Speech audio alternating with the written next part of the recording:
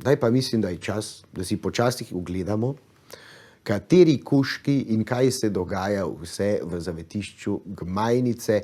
Tam se je pa seveda mudila naša Gala, pa poslušajmo in si poglejmo, kako tam prebivajo živalce. Lepo pozdravljeni ponovno v živalskem kotičku na Ljubljana TV. Z mano je gospod Marko Uman iz ljubljanskega zavetišča za zapuščene živali in danes bova spregovorila, katere živali tukaj v zavetišču sprejemajo in kako jih oskrbijo. Lepo pozdravljeni. Lepo pozdravljeni. Torej, katere vse živali sprejmete tukaj v zavetišču Ljubljana? V zavetišču Ljubljana sprejemamo vse hišne živali, se pravi vse zapuščene hišne živali. Večinoma so to psi in mačke. V zadnjem času je pa tudi vse več drugih hišnih živali, predvsem med njimi je največ kuncev, potem želvic, sobnih ptic, predvsem nimfe in skopčevke, pa tudi ostale druge živali, tudi bolj eksotične, katerih je pa manj.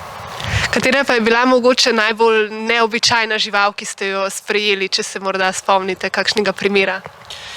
Najneobičajnejša je verjetno vsaka eksotična žival, recimo kače ali pa recimo kakšni eksotični plezilci. Recimo v zavetišču smo imeli že agame, smo imeli že legvana, smo imeli pitone, smo imeli tudi gade in druge, oziroma gože in druge bolj eksotične vrste. Ne tako eksotični so mogoče vietnamski prašički oziroma göttingerji, kateri zaenkrat so na meji med hišnimi živalmi, ker jih nekateri imajo kot hišne ljubljenčke oziroma uradno še zmeraj veljajo za rejne živali, ker so pač prašiči to. Sicer pa prednjačijo sobne ptice, med katerimi so pa mogoče bolj eksotične kakšne are, recimo tudi kakšne druge posebne oziroma redkejše vrste papig. Najbolj zanimivi so predvsem kakšni žakoji, tudi takšni so bili, ki so že govorili, so nas pozdravljali in tako naprej. Prej ste omenjal prašička, torej kaj pa če recimo najdemo ovco ali pa kravo, te živali tudi napotimo k vam v zavetišče oziroma kako postopati v tem primeru? Ne, rejne živali, to se pravi ovce, koze, krave in podobne živali so rejne živali in teh v zavetišču ne sprejemamo.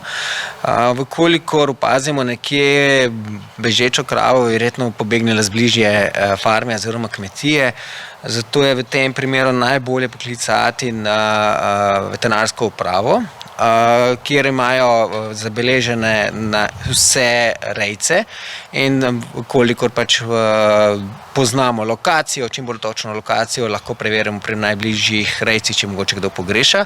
Lahko se obrnemo, če poznamo seveda tudi na pristojno veterinarsko organizacijo, ki opravlja veterinarske storitve za te rejce. Skratka, najbolje je priklicati pristojne organe. Veterinarska inšpekcija, veterinarska ambulanta oziroma klinika. Torej, zdaj sva spregovorila o tem, kako postopati v primeru, če najdemo rejno žival, kaj pa torej, če najdemo hišno žival? Kako postopamo v tem primeru, če nekje v naravi, na ulici najdemo tavajočo, izgubljeno hišno žival? Ja, pri taki najdeni živali moramo najprej ločiti, ali gre res za hišno žival ali gre za prosto živečo vrsto. Recimo, kakšne ptice, te, ki so pri nas v prostem okolju, oziroma druge živali, ki živijo prosto v naravi, če so poškodovane, se kliče azil za prosto živeče živali. Se pravi, tudi v tem primeru, če najdemo vrano, ježka, karkoli podobnega, kličemo azil za prosto živeče živali. Zavetišče se pa pokliče samo v primeru, če najdemo psa, mačko, potem dihurje oziroma vse te hišne živali, kot smo jih prej naštevali.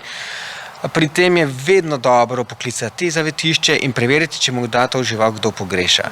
Namreč lastnik je lahko samo izza vogala na sosednji ulici in to žival išče. Se pravi, preden jo pripeljemo v zavetišče, preverimo, ali morda ta žival pogrešana in je lastnik nekje blizu. Torej, kaj pa recimo, če ugotovimo, da lastnika ni blizu in da žival rabi v bistvu zavetišče in je ne moremo sami pripeljati? Kako postopamo v tem primeru? Seveda v primeru, da žival ni pogrešana oziroma je skrbnik neznan, v tem primeru obstajata dve možnosti, ali poskušamo preko socialnih omrežij hitro najti skrbnika, vkolikor pa gre za nujnejše primere oziroma seveda, če je ta žival dlje časa, je pa najbolj pomembno, da ji omejimo gibanje. Namreč, če mi iz avta opazimo, da tam po enem polju teko pes, pa kličemo, ko pridemo v službo, je v tem času pes lahko že ne vem kam daleč prišel. Zato je za uspešen ulov zelo pomembno, da imamo omejeno gibanje oziroma da spremljamo žival, kje je. Zavetišče se poskuša v najkrajšem možnem času odzvati in zagotoviti ulov, pri tem je pomoč najditelja lahko zelo dobrodošla. Nikakor pa ne poskušate sami ujeti živali, še posebno ne, če kaže strah, če kaže znake agresije, če opazite, da je bolna, poškodovana, da se ne poškoduje še bolj oziroma žival lahko ob napačnem prijemu ali pa iz strahu tudi ugrizne oziroma poškoduje skrbnika oziroma najditelja.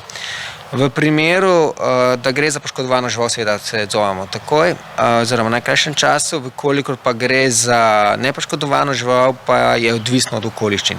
Velikokrat so živali pobegle, sploh nekatere, ki jih poznamo in potem v krajšem času odidejo domov oziroma obvestimo skrbnika, da tudi če ga ni v bližini, da se žival vrne potem njemu.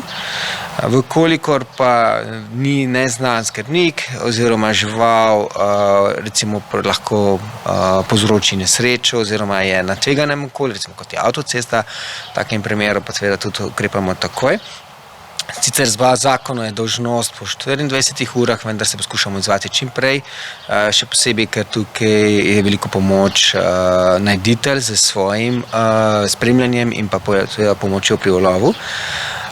Po ulovu je potrebno izpolniti dokumente, da se ve, kje je žival bila najdena, potem tudi, če je kakršnokoli tveganje, dobro, da imamo zavedenega najditelja, da ga lahko potem tudi povratno obveščamo, če ugotovimo kakšne bolezni in pa seveda zabeleži se tudi vse okoliščine najdbe. Po sprejemu v zavetišče se vse živali pregleda in skuša ugotoviti znake lastništva. Najpogosteje oziroma najbolj znan prepoznaven znak je zdaj mikročip. To je v bistvu eno mehno koriževo zrnce veliko zadevca, ki je pod kožo živali in z posebno napravo odčitamo eno tako številko, kodo, ki jo vnesemo v spletno aplikacijo in na podlagi te kode, kot recimo pri registrski številki avtomobila, potem ugotovimo lastnika oziroma skrbnika živali. Vkolikor so navedeni kontakti, je potem obveščanje lastnika preprosto, ga hitro obvestimo in potem vračamo žival nazaj lastniku. Če pa žival nima tega znaka, je pa potem prepoznavanje lastništva bistveno težje. Iščemo še druge znake, kot recimo na ovratnici kakšen kontakt napisan ali pa recimo pri psih, ki so še starejši, če imajo tetovirno številko, sicer tega zelo redko. Oziroma poskušamo tudi preko socialnih omrežij za objave na spletni strani najti skrbnika živali.